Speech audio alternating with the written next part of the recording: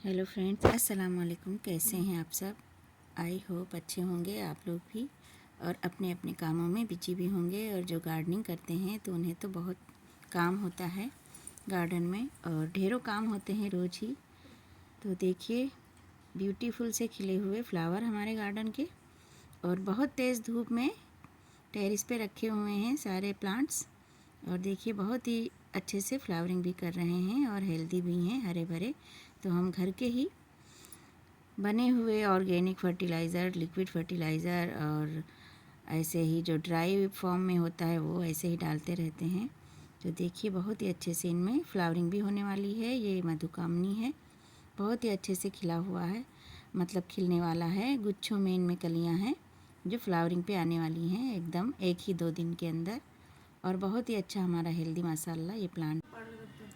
तो सारे प्लांट ही अच्छे से माशाल्लाह चल रहे हैं। और ये वाला, ये मल्टी पेटल्स वाला जो है प्लांट, उसके नीचे ये मल्टी पेटल्स वाला खिला हुआ, आधा खिला हुआ फूल पड़ा मिला हमें, पता नहीं कैसे गिर गया है।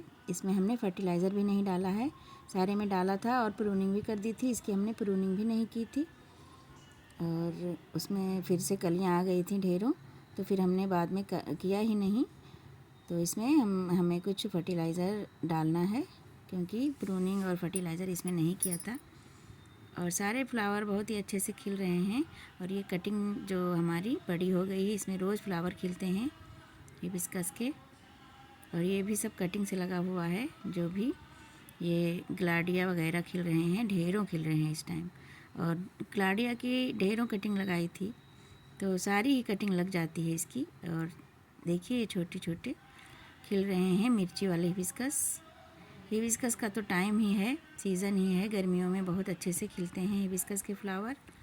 तो आज हम जो बात करेंगे तो वो है तुलसी प्लांट पे, कि तुलसी को कैसे बचाना है और कैसे सेव करना है और उसके सीड कैसे कलेक्ट करने हैं। तो क्या करना है जिससे हमारी तुलसी फिर से हरी भरी हो जाए। तो देखिए, ये बहुत ही अच्छे से कुचिया भी हमारे यहाँ ढेरों अब की बार लगे हैं सीड से अपने आप से ही। और वर्बीना अच्छे से खिल रहे हैं अभी तक। और डेंथस भी अब बहुत ज़्यादा नहीं खिल रहा है, बस थोड़े ही अब जाने ही वाले हैं। और ये भी गिलाडिया तो हर जगह हमारे माशाल्लाह खिले हुए हैं।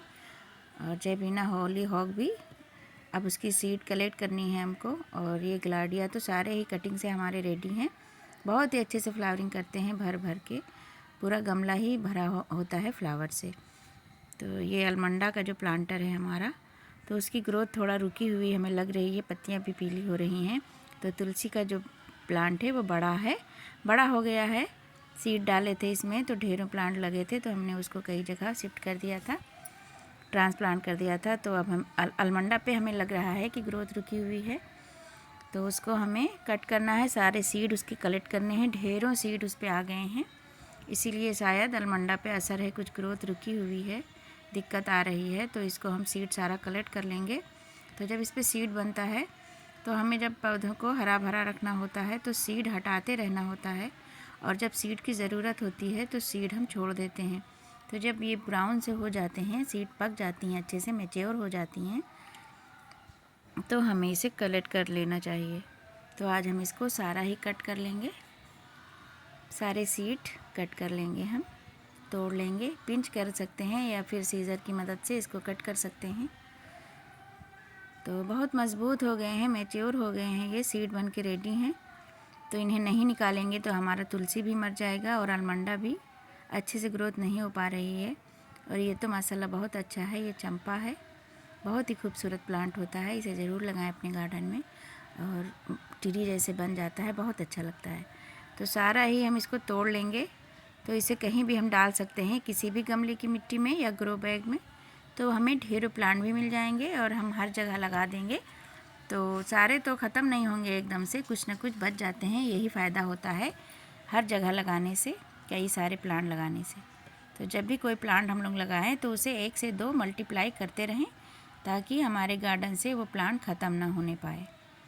अगर एक ख़त्म हो जाएगा तो दूसरा बच जाएगा, तो इससे हमें दिक्कत नहीं होगी। और हमारे लिए बहुत फ़ायदेमंद होती है तुलसी, इसके बहुत ज़्यादा फ़ायदे हैं हमारी हेल्थ के लिए।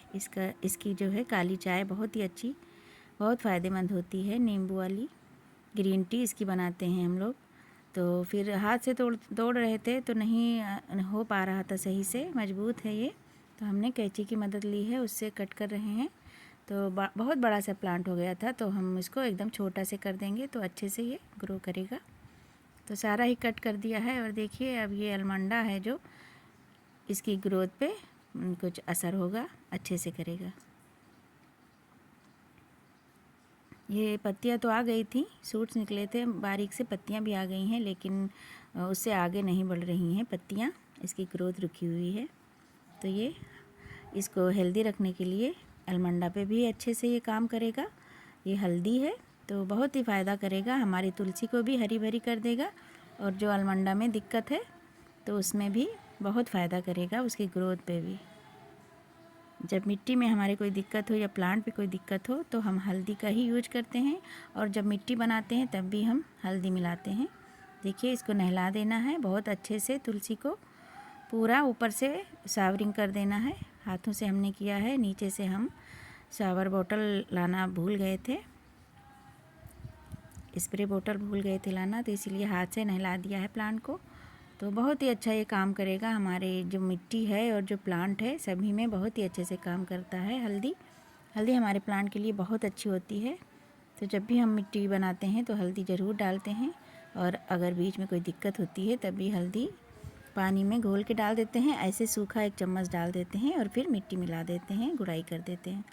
तो इतने सारे सीड भी हमें मिल गए हैं, और तुलसी के और भी हमारे प्लांट हैं।